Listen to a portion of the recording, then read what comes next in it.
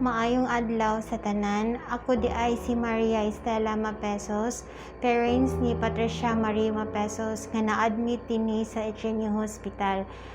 Nagpasalamat ako dako sa Divine Word Foundation nga dakong tabang namo sa among pamilya, sama nako nga pobre in town nga walay ikasugakod sa pag-cater sa financial nga problema, labi na dyan sa mga hospital bill mo ano naa pa dyan ni balance dinhi sa mga hospital.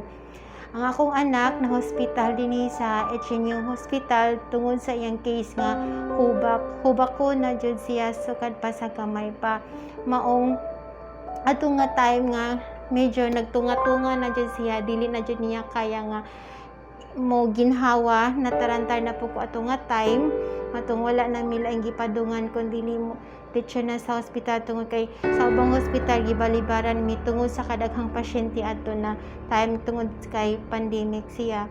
Ang daghan kaayong salamat sa Divine Word Foundation nga isa ko sa naka-benefit labi na sa akong anak nga na hospital dinhi sa Echenio.